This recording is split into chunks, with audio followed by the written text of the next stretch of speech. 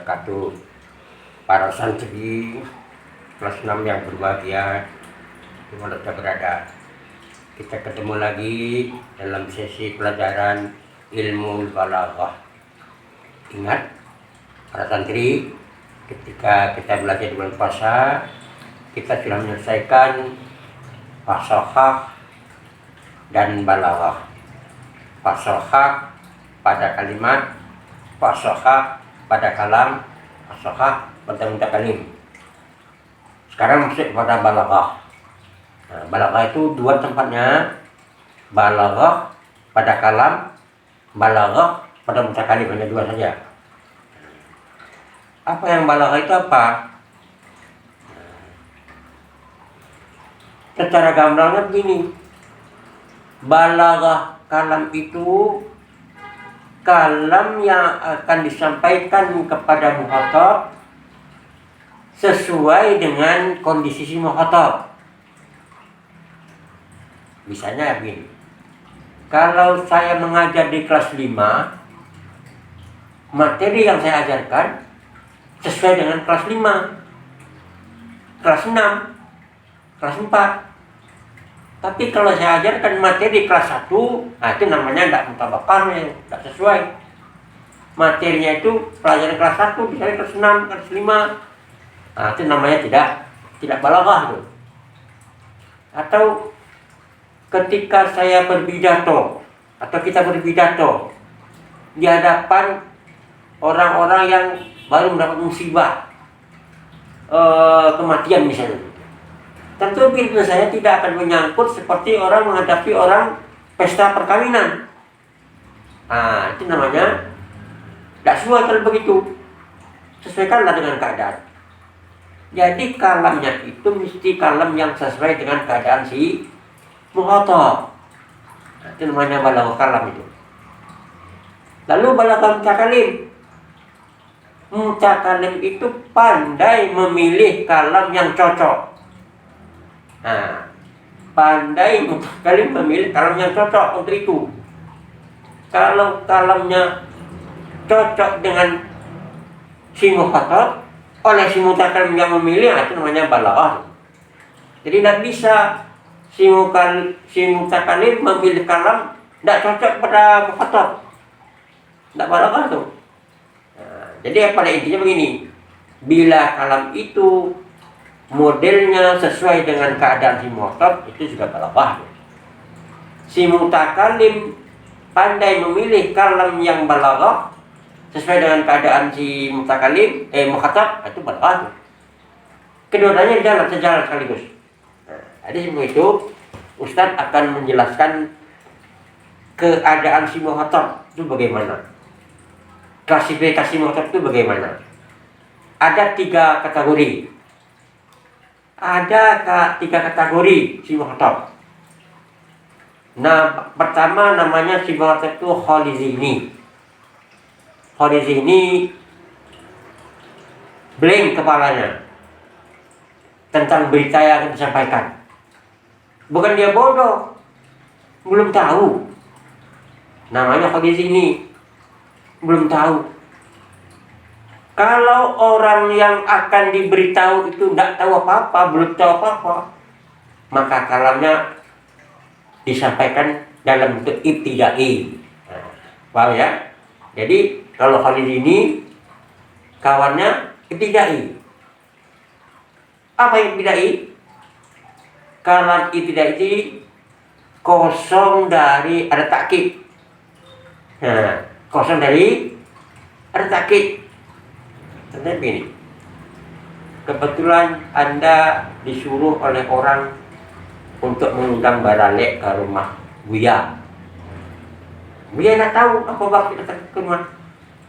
Maka Anda akan mengatakan, Buya, saya datang di sini ada maksud menyampaikan pesan dari keluarga kami, Buya untuk datang hari Jumat makan bersama. Tentu saya berpikir, rasanya hari Jumat saya tidak ada halangan apa-apa. Sedang insya Allah saya sudah lakukan keputusan akan pergi, insya Allah pergi. Dari yang tidak tahu menjadi tahu kan? Apa tahunya? Oh, saya diundang baralek. Anda tidak perlu wallahi tallahi Ustaz diundang beralek, ini merabur nih. Menyampaikan orang yang belum tahu, tidak usah pakai tauhid. Tidak boleh. Nanti rasanya merabu atau kalam yang sia-sia. Kalam yang sia-sia itu namanya membicarakan hal yang tidak perlu. Katakan aja, oh Ustaz dipanggil kendi, udah. Usianya meninggal, ya sudah. Tidak bu, wallahi tallahi. Itu merabu namanya. Itu yang pertama. Artinya khalidini, orang yang belum tahu tentang berita, sampaikanlah berita dalam keadaan ibtidai, kosong dari adat takkir. Kalau orang seperti namanya balaghah itu, menyambung. Yang nomor dua, tipe orang muhatab itu namanya mutaradid atau syak. Ya, tahu mutaradid, syak, tahu kan? Orangnya ragu-ragu menerima berita antaranya dan tidak. Kalau begitu orangnya Anda meyakinkan supaya dia menerima, pakai takkid satu. Misalnya begini, ada katakan Assalamualaikum warahmatullahi wabarakatuh. Assalamualaikum warahmatullahi wabarakatuh. Apa kabar? Oh Pak, si Anu meninggal. Itu beritanya. Dia percaya, oh iya. Nah, kan aku itu. Kenapa begitu? Kemarin dia sama-sama maraton pagi. Sekarang katakan meninggal. Nah, iya mana Pak? Iya mana? Itu namanya takkid. Kalamnya tolabi. Tolabi. Yang tolabi apa? Disampaikan kepada orang yang ragu-ragu tentang berita. Gunanya supaya yakin, kasih takkid. Cukup satu. Dengan inna, atau dengan anna, atau dengan qad. Ya, salah satu lah. Yang dua kan? Bentuk yang pertama khalidini, sampaikan dalam bentuk ibtidai. Bentuk yang kedua namanya mutaradid, sampaikan dalam bentuk talabi. Yang ketiga orangnya mungkir. Kalau mungkir itu udah tingkat ketiga itu, tidak percaya dikatakannya, tidak percaya. Hati-hati tuh menyampaikan orang percaya.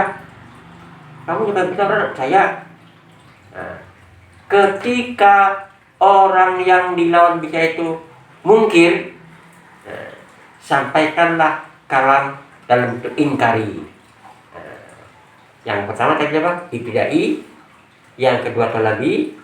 Yang ketiga ingkari. Kalau ingkari apa? Tanda-tanda ingkari. Kasih taukid satu kalau ingkarnya ingkar lemah. 2 kalau ingkarnya agak kuat. 3 kalau ingkarnya sangat-sangat ingkar. Tidak ada lagi. Kalau udah ada ya udahlah, tinggal aja. Sudah saya katakan begini, tidak percaya juga. Maka dikatakan wallahi inna Muhammadan la Rasulullah. Di orangnya udah sampai ke orang yang tidak percaya. Abu Jahil, Abu Lahab, demi Allah bahwa Muhammad itu sungguh-sungguh Rasulullah. Udah percaya juga, udah. Tidak usah kita lagi. Terserah dia mau percaya enggak. Kalau begitu Anda cara bicara, maka Anda seorang balaghah. Lihat dulu orang yang tidak percaya pakai taukid 1, 2 atau lebih. Ragu pakai 1 taukid. Tidak tahu apa-apa, jangan pakai taukid. Jangan sia-sia. Cuma kalau bicara itu harus hati-hati. Tidak perlu analisis qada atau ana. Orang yakin bahwa saya mau dinikmati Allah. Tidak perlu orang-orang yang ada qada atau ana yang selama ini berlaku kan. Itu mubazir seperti itu. Allazi akhrajan nas, perlu pakai qad. Kan gitu. Seperti itu. Jadi memakai taukid itu lihat keadaan si muhtab. Kalau dia sudah percaya, kenapa harus pakai taukid? Mengembang energi. Seolah-olah apa namanya itu merabu-rabu. Cakap-cakap, oh si Anu meninggal, udahlah. Oh nak percaya, ya mana Pak? Ya mana itu zaman taukid. Oh, tak percaya lagi. Demi Allah, hamba tak sesuai kemarin menyampaikan berita apa, Pak. Tapi ingat ya, kalau berita kematian itu kan tidak boleh untuk main-main ya. Tidak boleh main-main. Jangan sekali bicara perkara kematian untuk gara-gara. Nah, itu satu bentuk ya. Bentuk yang kedua, tipe yang kedua begini. Karena maktab itu namanya Zuka al-Bakhtab, cerdas, cerdik. Kalau udah mahasiswa ya, atau kita kelas 6, kelas 5. Kalau orangnya dia cerdas, cerdik,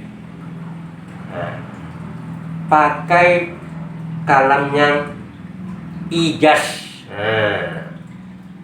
Itu tadi kalau yang nomor 1 dilihat dari percaya dan percaya, maka timbullah ada namanya ibtidai, talabi, dan ingkari.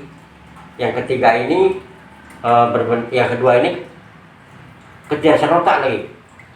Kalau orangnya sudah zuka, mahasiswa misalnya, atau para guru-guru, kalamnya tidak perlu ciptakan cil bertele-tele. Dia top sampai bicara itu ijaz, ringkas, orang paham. Apa ijaz? Kasirul makna, qalilul lafzi, wa fiya bil ghadi. Maknanya banyak, lafalnya sedikit, tujuan sampai. Itu namanya ijaz. Ya. Nah, yang kedua, bentuk orangnya namanya madah. Kalau madah itu di bawah suka, bukan dari bawah, artinya memang suka cerita lah gitu. Suka bahasa itu panjang-panjang, walaupun maknanya sedikit. Kalau tidak seperti itu bosan ya. Suka bikin lucu. Kalau orang ceramah, kalau tidak lucu, ilmiah, sakit kepala. Dia bisa bikin lucu. Nah, biasanya jemaah-jemaah seperti itu dia campur kan, ada orang cerdik, ada yang menengah, ada yang tidak sekolah, dia bisa pakai lucu. Namanya madah. Kalau madah orangnya pakai kalamnya kalam yang itna. Itna itu apa? Nah ini kasirul lafzi, qalil makna. Banyak lafaz, maknanya cuma sedikit. Nah, ia banyak geleme-geleme. Pada satu coba. Nah, kalau Anda perintah kepada anak tamatan SD baru kan pergi beli paku ke pasar, orang mau kita royong, jelaskan yang dibeli paku nak naik auto merah, auto kuning, yuk terlihat dengan pada 2 beli paku, supaya jangan paku-paku beli, harus mendetil, karena dia belum tahu apa maksud pakunya, paku-paku atau paku. Kalau paku-paku untuk gulai, kalau paku ya untuk makuran kerja, itu harus mendetil, karena orangnya masih madah, ya. Madah pakai kepada orang yang madah dalam bentuk itna. Itna itu kalamnya banyak, mana sedikit. Jangan dibalikkan, orangnya juga pakai itna, bosan orang. Itu ketujuh gitu. Atau orangnya madah pakai itna panjang, enggak porsinya itu, enggak paham. Ya, seorang profesor pidato di masjid atau di aula kan, tapi yang mendengar SD ya heboh lagi, nggak ngerti. Maunya cerita perkara gunung meletus, cerita perkara ikan paus, ya senang tuh. Nah beginilah. Kalau orang sudah begitu cara berpikir, maka orang namanya balik mutabaqah lil muqtada. Lalu isiannya apa istilahnya? Situasi orang, baik itu khalizini, atau itu mutaradid, atau itu ingkar, atau itu zuka, atau itu madah, namanya muqtadi. Apa namanya? Muqtadi, nan bakada. Itu nan bakada. kalam yang ibtidai, kalam yang talabi, kalam yang ingkari, kalam yang ijaz, kalam yang inat, itu namanya muqtada. Muqtada. Jadi muqtadi berkaitan kepada muqtada. Supaya cocok. Muqtadi nan berkada, muqtada yang kedaki. Kalau dia mada pakai ina. Kalau dia zuka pakai ijaz. Kalau di sini pakai ibtidai. Kalau dia mutaradid pakai talabi. Kalau dia mungkin pakai yang ingkari. Nah, itu baru cocok. Namanya mutabaqah lil muqtada. Sesuai kehendak lu yang meminta. Sesuai kece dia orang yang mendengar. Barulah namanya balaghah. Balaghah kalam dan balaghah si mutakallim. Artinya kedua-duanya sekaligus. Orang yang memilih kalam yang balik itu seperti itu. Lihat dulu keadaan si muhtab bagaimana. Kalau udah jam 11 malam, kita cerita juga secara ijaz, ngantuk orang. Pakai cerita-cerita. Jadi seorang pembicara itu harus tahu betul perkara situasi orang. Kalau orang yang suka berburu misalnya kan itu, bicara perkara anjing, perkara itu ini, ya hanya sekali ini kan diundang untuk tahu sana. Bisa tak? Kan orang tuh ambil anjing. Ya begitu. Jemaah itu kan banyak ragam-ragamnya. Kalau orangnya suka penggali amis, suka menggali, jangan kalau zakat dibaca orang zakat itu nanti ada orang tersinggung. Ya artinya boleh menyampaikan tapi jangan dibaca seperti itu, sembilan saja. Kenapa itu? Jadi itulah kerja balaghah. Namanya kalam yang balik, kalam yang balaghah, mutabaqah lil muqtada. Sesuai keadaan si mukhatab dengan apa yang diucapkan. Kalau Anda disuruh untuk pidato sambutan kawan kamu nikah, jangan dibaca kul nafsin dha'iqatul maut. Takutnya tidak jadi nikah. Tapi bacalah ayat-ayat yang senada dengan itu. Ya, sahabat hadis kan gitu. Hadis, hai para pemuda, man istata'tumul ba'ata falyatazawwaj. Hai para pemuda, mana yang sudah mampu untuk nikah, nikahlah cepat-cepat. Kan begitu. Jangan kul nafsin dha'iqatul maut, tidak jadi nikah nanti. Takut dia punya. Makanya perlu dipelajari dalam Al-Quran namanya balaghah kalam dan balaghah mutakallim.